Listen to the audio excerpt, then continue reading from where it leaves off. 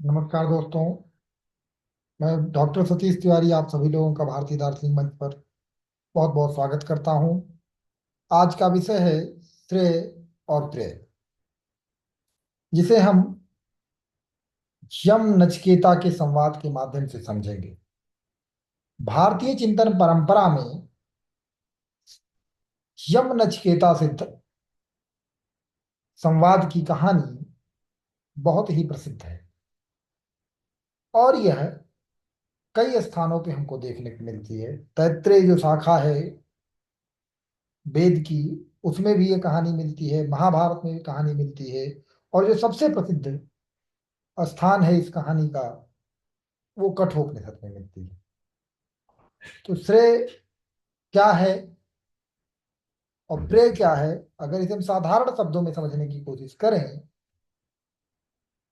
तो जो कुछ आपके हित में है, जो आपको करना चाहिए, वो श्रेय है।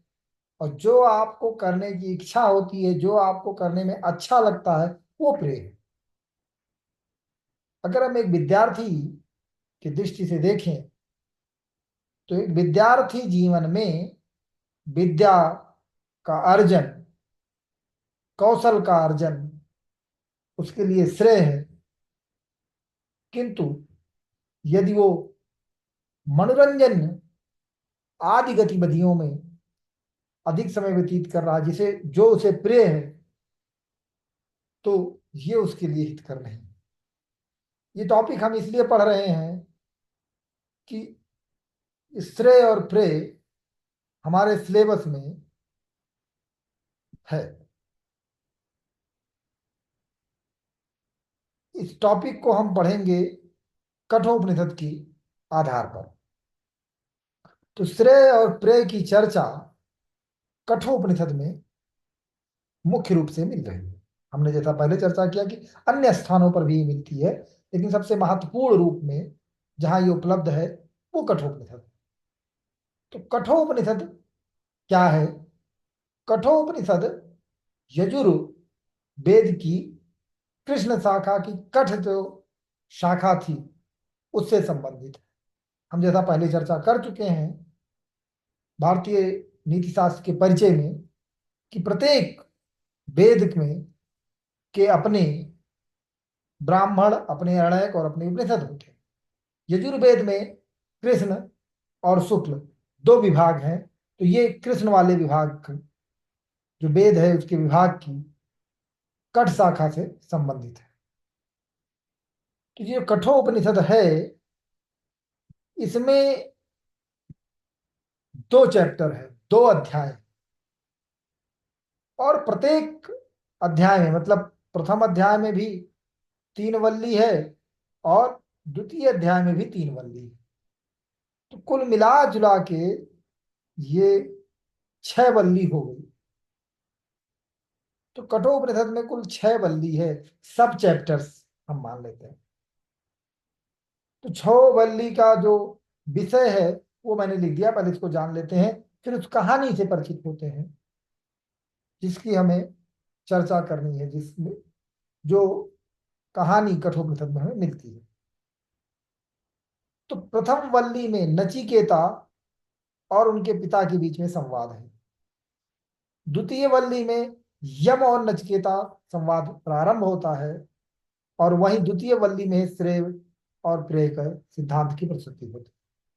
तृतीय वल्ली में आत्मा को रथ के रूपक के रूप में आत्मा के स्वरूप को समझाने की कोशिश की गई है।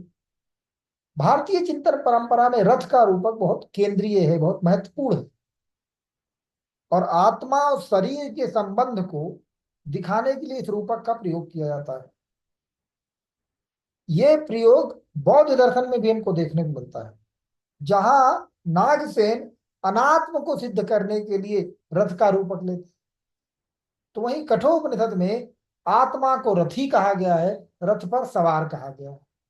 शरीर को रथ कहा गया है, बुद्धि को सारथी कहा गया है और मन को लगाम कहा गया है। लगाम के सहारे बुद्धि इंद्रियों पर नियंत्रण रखे, क्योंकि इंद्रियां घोड़ों के समान हैं और इंद्रिय के जो विषय हैं वो बाह्य जगत है वो सड़क और मार्ग की तरह है जिसपे इंद्रियां दौड़ती हैं।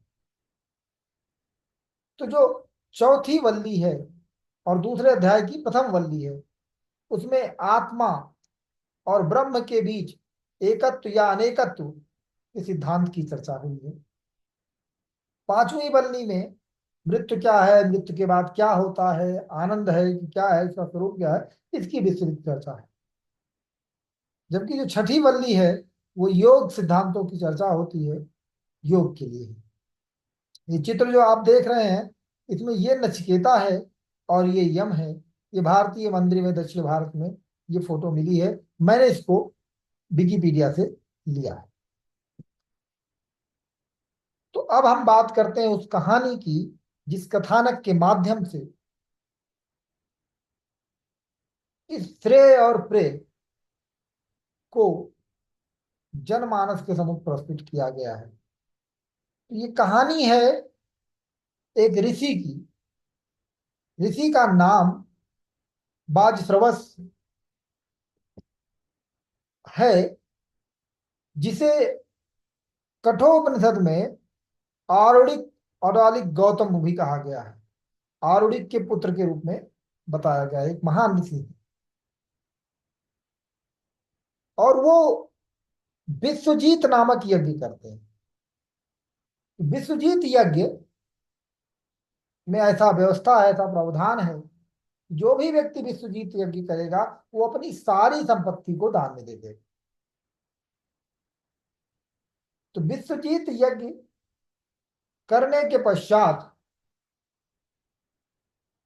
ऋषि अपनी समस्त संपत्ति को दान में दे रहे थे। ऐसा करता हुआ उनका छोटा बेटा, जो नचिकेता नाम है जिसका, अभी बच्चा है, वो देख रहा है।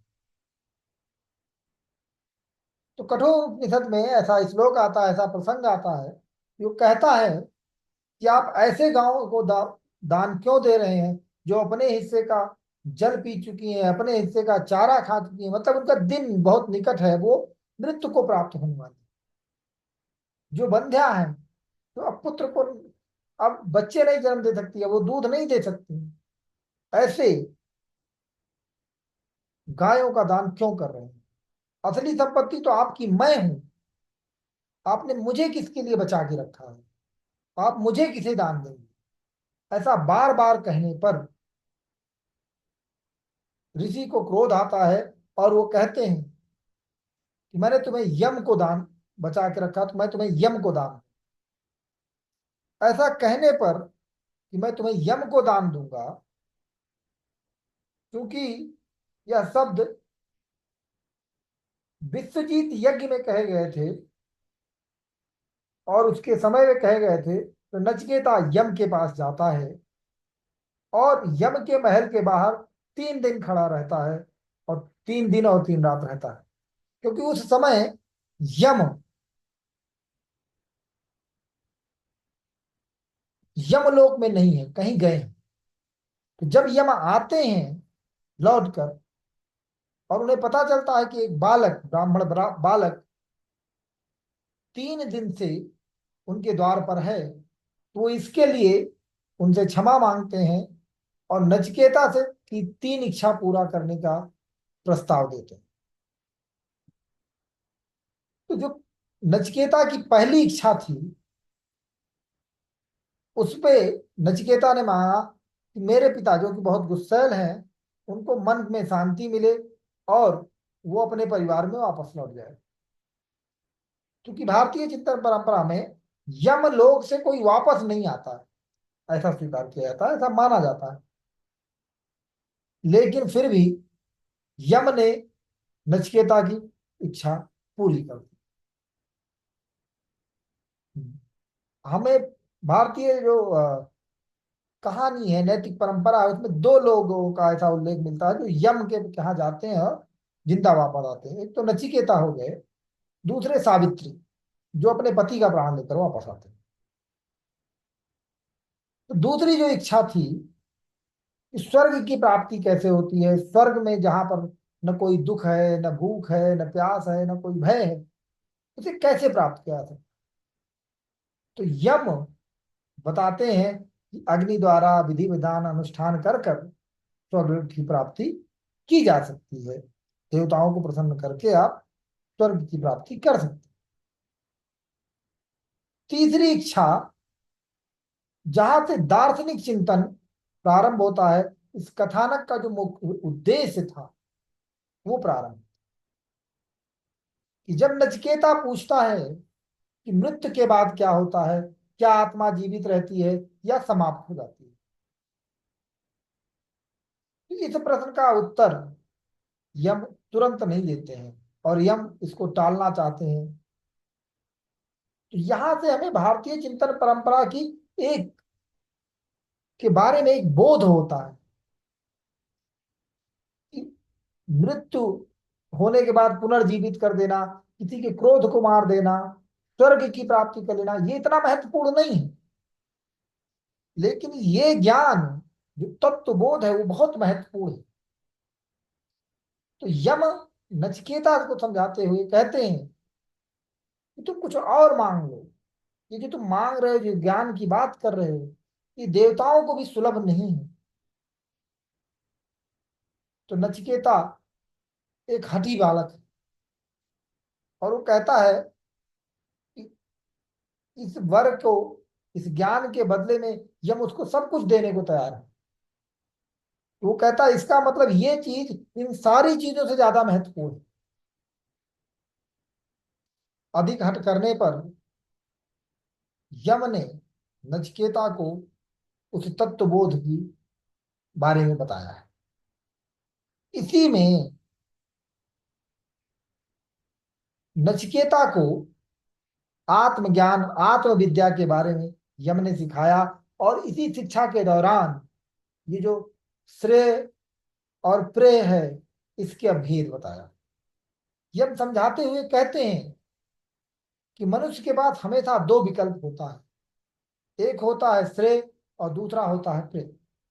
जो श्रेय होता है वो दीर्घकालिक भलाई के लिए होता है, उत्कृष्टता की तरफ ले जाता है। और जो प्रेय होता है वो तत्कालिक सुख और संतोष प्रदान करता है, लेकिन अंतिम उद्देश्य से भटका देता है।